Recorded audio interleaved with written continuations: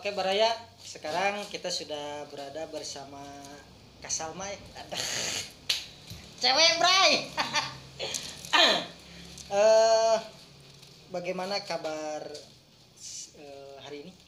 Alhamdulillah baik. Baik. Aktivitas sehari-hari seperti apa? Aktivitas bermain atau sekolah? Udah nggak sekolah sih. Jadi diam aja di rumah ya? Ya, banyak diem di rumah. Jadi gini, menurut informasi dari paman saya, paman, boga dulur brainya, katanya seorang indigo.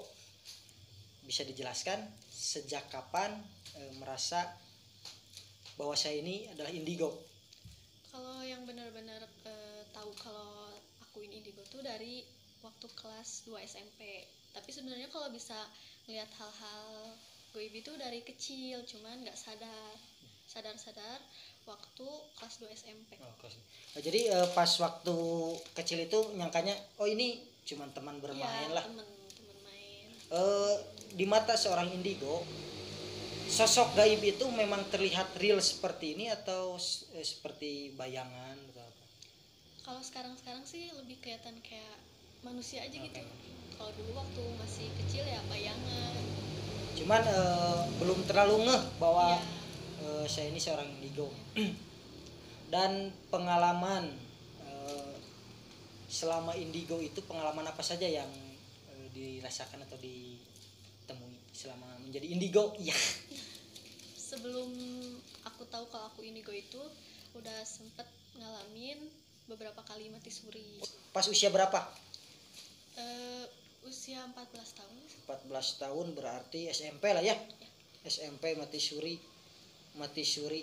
Perjalanan mati suri itu seperti apa? Hal apa aja yang ditemui gitu? Ya banyak sih.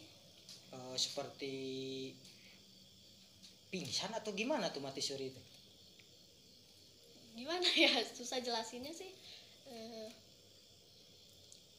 Jadi emang benar-benar nggak sadar aja gitu.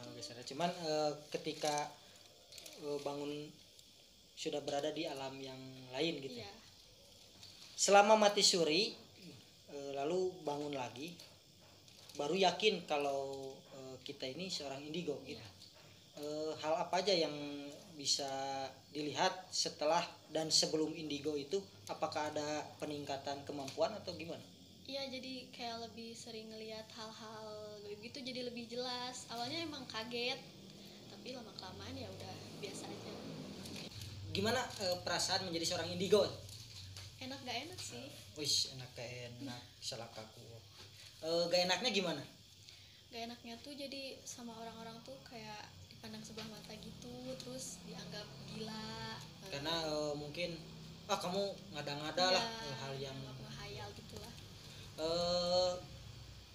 Dengan adanya cemoohan dari teman-teman atau orang sekitar, kita lebih cenderung tidak ingin menjadi indigo atau malah kita ingin menunjukkan bahwa indigo itu memang tidak sesuai dengan prasangka orang lain. Dulu sih awalnya kayak marah, kesel kenapa sih harus jadi indigo, tapi lama-kelamaan kayak ada tekad harus ngebuktiin ke semua orang bahwa ya nggak gitu. Dan sekarang orang-orang yang tadinya mencemoohkan barulah bisa menerima. Ya. Itu dari segi gak enaknya ya. Kalau segi enak-enaknya gimana? Ini kan enak-enak Bray, enak-enak. Segi enaknya tuh? Enaknya tuh jadi bisa ngebantu orang-orang gitu. Mungkin ada misteri atau kejadian di suatu tempat yang orang lain tidak paham dengan dunia pergoiban, bisa jadi lebih cenderung lebih enak ngobrol sama yang gak kelihatan orang lain mungkin gitu ya. Seperti karuhun itu karuhun ngobrol yang karuhun Bray. Pengalaman awal terjun, benar-benar terjun dengan kemampuan indigo sejak kapan? Jadi bukan setengah-setengah tapi real dengan kemampuan indigo itu dari umur berapa nih? 15 tahun. 15 tahun. Oh, berarti setelah mati suri baru terjun. sendiri atau didamping? Didamping dulu sih. Wih, main damping. Pendamping, butuh pendamping, Bray. Pendamping. Didamping seorang guru atau saudara ayah? Guru plus ayah sih. Wih, oh bergurunya dari ayah. Jangan-jangan indigo ini bisa disebut turunan gimana atau gimana ya? Emang bawaan dari lahir Oh, sih. bawaan dari. Oh berarti ayah bukan indigo ya? Bukan. Oh berarti memang ini sudah bawaan sendiri. Dan ketambah lagi pernah mati suri. Lumayannya pas jadi hayang mati suri banyak ngarang jadi indigo gitu. Kapan-kapan Bray kita akan ajak si teteh ini si teteh untuk melakukan penelusuran di suatu daerah, tapi nggak sekarang. Di next episode kita akan menguji kemampuan si teteh ini dalam hal-hal goibnya dan penglihatan indigonya. Tapi nggak sekarang, kita sekarang cuman berbincang-bincang aja dulu. Dalam segi membantu seperti apa aja dalam hal pengobatan atau Ya, hal pengobatan kayak misalnya ada orang yang sakit-sakitan tapi sakitnya itu bukan medis tapi non medis, kayak gangguan-gangguan dari yang goib-goib kayak gitu ya bisa dibantu. Kalau seseorang, contoh kita ambil satu contoh, seseorang ini mengalami gangguan goib, terlihatnya si goib itu ada di dalam tubuhnya atau di luar tubuhnya? Kebanyakan sih di dalam tubuhnya. Jadi bersemayam Ya. sengaja. Ada lagi sejenis santet, santet tuh, santet, epret baiklah. Kinerja pembunuhan secara goib itu terlihat oleh seorang indigo seperti apa? Apakah si jinnya bawa golok, bawa pedang atau gimana? Biasanya sih kan kalau santet itu kayak permainan dukun gitu kan, jadi di dukun itu kayak ada barang gitu, terus nanti ya gimana sih permainan dukun kayak gitu. Sejauh ini pernah membantu dalam segi non medis hal apa aja nih dari sakit yang karena si jin ini ikut dari jalan atau tumbal atau gimana? Udah banyak sih, udah Seringnya dari jin yang ikut di jalan atau gimana? jin yang kiriman gitu. Wih, kiriman udah keluarga teluh nih Bray, santet Bray. Konon di jalan itu katanya ada yang disebut jalan bahaya, jalan rawan yang sering terjadinya kecelakaan. Apakah itu benar real dari gangguan goib atau memang dari keteledoran si pengendara? Dua-duanya sih. Dua-duanya. Kalau misalnya gangguan dari goib mengganggunya seperti apa? Apakah di motor, di mobil, atau di si pengendaranya? Jadi diusilin gitu, jadi kayak penglihatan kita itu diganggu gitu. Wih, jadi aku dijajampean, Bray. Kita itu harus banyak berdoa mau berangkat atau pulang pergi itu berdoa we Bray. Kan aku mangke polisi mah berdoa we lah ini mah. Lobakan berdoa. Sampai detik ini jangan-jangan pas saya kesini dia udah tahu, udah kelihatan saya mau kesini. Terakhir membantu dalam segi non medis itu kapan? Tadi sore. Tadi sore. Gangguan seperti apa yang tadi sore dijumpai? Kayak kiriman orang gitu. Jadi sakit-sakitan gitu orang. Dalam kirimannya memang dari bisnis atau dari sakit hati? Enggak. Cuman tahunya kiriman ya, usil ya. Wih, menarik ya Baraya.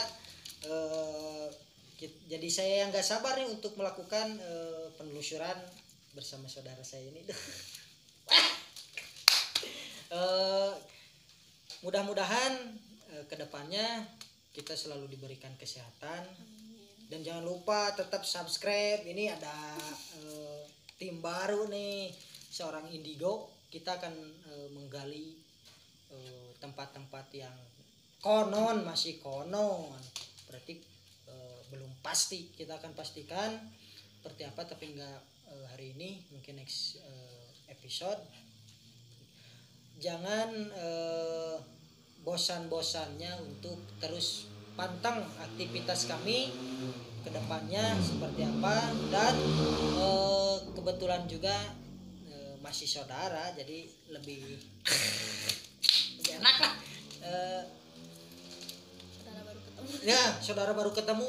Memang ini berapa tahun ya? Lama lah, saudara jauh.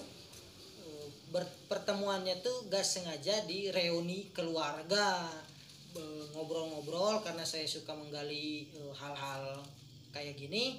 Adalah paman saya bilang, katanya punya saudara seorang Indigo. Ini dia seorang Indigo. Saya ajak untuk gabung. Alhamdulillah beliau mau. Bahkan saya yang ditantang, kapan mau bikin video, wes main tantang aja ini. Mudah-mudahan kedepannya nggak ada halang rintang, semua dilancarkan.